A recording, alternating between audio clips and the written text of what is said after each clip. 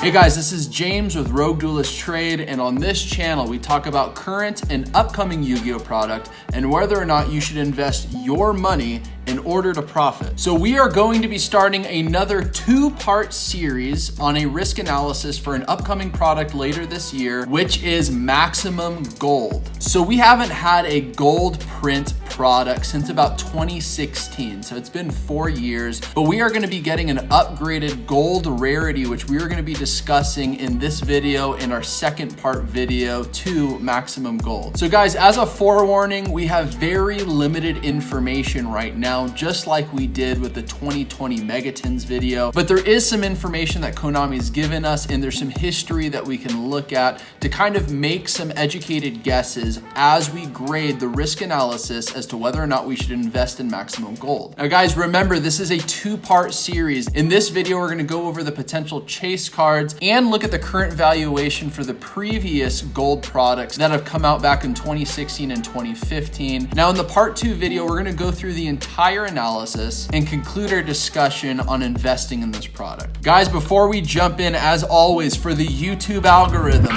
like this video. And if you haven't done it already, if you like this type of content, subscribe to this channel and hit the notification bell so you don't miss a video from me. Also, if you go into the description below, you can find links to follow me on Facebook and Instagram. Also, if you would like to join my Facebook investments group, you can find a link for that down below as well. All right, guys, let's jump into part 1 of the two-part risk analysis series for Maximum Gold. So to kick things off, this product's gonna come out in October 8th of 2020, and it's gonna be a 162 card set, which is pretty nuts. There's a lot of cards and a lot of possibilities of cards that we're gonna be seeing in this product. And from what we know so far, it seems it's going to be only reprints, or at least predominantly reprints. So out of that 162 cards, there's gonna be 52 premium gold rares. Now this is the upgraded gold rarity, because I know a lot of people do not like the current gold rarity, which Konami has printed in the past. And from my personal opinion,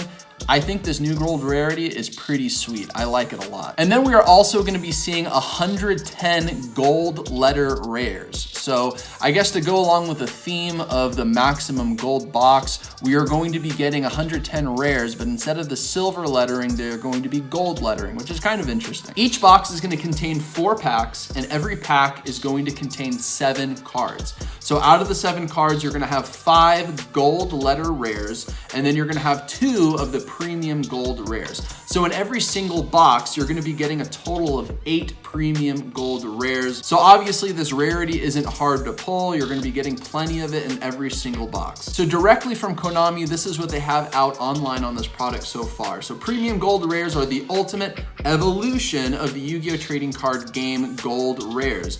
Golden outlines and borders cleanly accentuate and enhance the art you love and add texture to the cards, similar to ultimate rares. Symbols like level stars and attribute icons shine like pools of precious molten metal. So in the OCG, they've recently come out with this updated gold rarity. So we have a lot of examples to look at. So to that point, here are some examples of this updated gold rarity. So you can see that Dark Magician and Blue Eyes are outlined in a textured gold lining, and then there is also some additional texture to the stars and lettering and borders of each of the cards. In my opinion, it looks really clean and it actually looks really nice. I like it a lot, but the only problem that we have to consider when investing in this product, Konami has a huge hurdle to overcome, which is the previous bad PR on gold rarities. People really don't like the gold rarities that have come out in the past. It's really more of a flat, non-textured gold sheen that people just really haven't enjoyed. I don't know what that means for us as to whether or not we want to invest, but it's something we need to consider. So another note from Konami, there are 6 wildly popular monsters are getting brand new variant arts, as well as the premium gold rare treatment, including Droll and Lockbird, Elemental Hero Stratos, and Apollousa the Bow Goddess. So these are 3 alternate arts that are confirmed that are coming in this gold rarity. And then there's also 3 other alternate arts that we do not know yet, but we know that they are supposedly wildly popular monsters. Now, interestingly enough, I don't know how widely popular Droll and Lockbird really is. Elemental Hero Stratos, absolutely. People love the hero strategy. Apollousa is probably one of the best meta cards right now, seeing very high dollar marks. So to that point, let's jump right into the chase cards. And all that we know is coming right now is Apollousa, Droll and Lockbird, and Elemental Hero Stratos. So let's dig into this just a little bit more.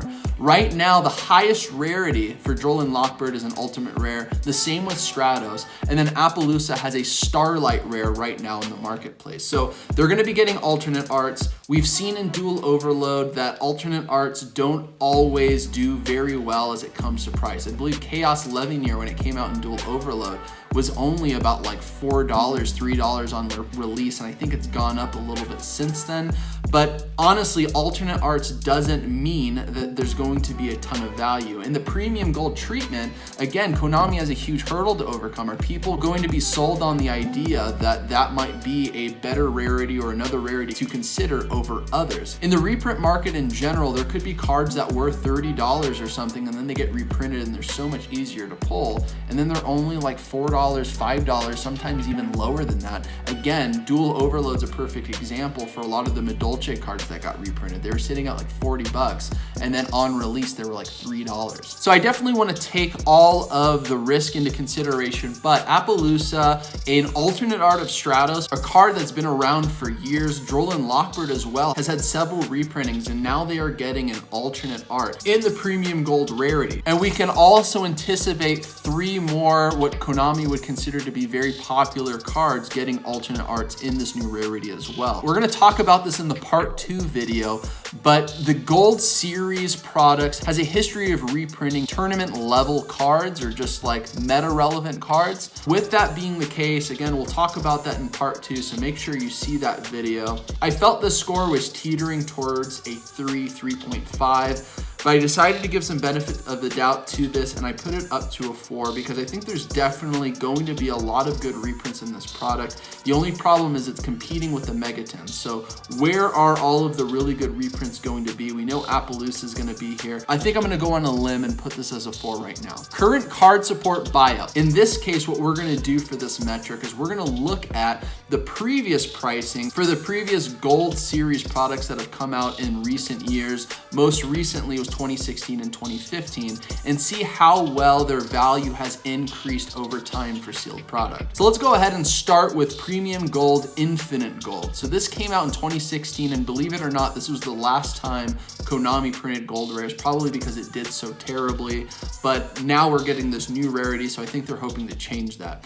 MSRP at the time of release was $14.99 a box, or $74.95 for a display of 5 boxes. So for my first example of looking in the marketplace, I was able to find a sealed box on eBay for $25.90, including shipping. As the second example, I was able to find a display box of 5 boxes for $124.99, and then if you do the math, that's $24.99 a box. And then for the last example, I was able to find another display box, and after calculating shipping and doing the currency exchange, it's at about $21.49 a box. So taking this into account, and guys, note, this is 4 years ago. So this product has had 4 years to gain and age well in value.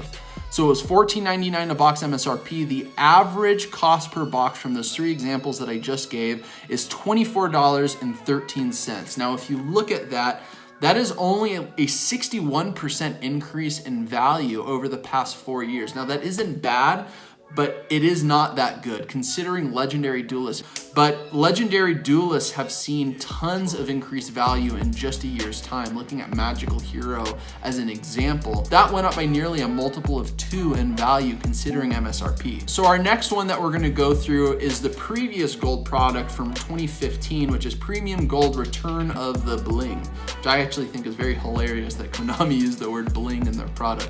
But MSRP is same, $14.99 a box, $74.95 for 5 boxes, which is a display. For our first example, there is a display out on eBay for about 110 bucks, and that comes out to about $21.99 a box. Then another example actually from TCG Player, you can get a display for about $121. Taking the math, that's $24.20 a box. And then for our third example, there's another one on eBay for about $125. So that's $25 a box. Doing exactly what we did on the 2016 set. Also take into account, this one has had 5 years to appreciate in value. MSRP at the time of release, again, $14.99. Current current average, using the examples we just looked at, $23.73 a box.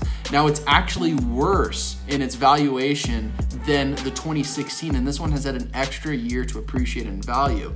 So it's only had about a 58% increase, at least considering the 3 examples that we've looked at in this video. And guys, I do understand this was a completely different version of the gold rarity, but the maximum gold product that's coming out in October is essentially an extension of this series. Konami is basically just replacing how the rarity print is going to look in this product in this new 2020 version coming. So I think looking at the history is very important, even though the gold rarity, in my opinion, is going to be a night and day difference, but I don't want to put my bias into this analysis. So I think looking at the history of the previous products is the best thing that we can do as we consider investing into this product. Now, obviously, once this product actually comes out in the marketplace in 2021, we now have new data to look at in the maximum gold product to decide if we want to invest in future premium gold products. So because of the really bad history on these gold products, I went ahead and graded this as a 2, as low. Its value has appreciated over time, but definitely very low considering other products. So guys, that's it. A pretty quick video for our part 1 of our 2-part series of whether or not we should be investing our money into maximum gold coming in October. I'd like to know what you guys think. Do you guys agree with the route that I took in grading this product and measuring risk? Do you not? Let me know down in the comments below. I'd like to get your thoughts. And guys, look out for my part 2 video. If you're watching this video on release, it should be posting the very next day. So keep an eye out. It should be coming out around 6 in the morning Eastern time. And guys, remember, for the YouTube algorithm, like the video, and also if you like to see this type of content for other investment types of discussions, subscribe to the channel and hit the notification bell. We'll see you in the part 2 video.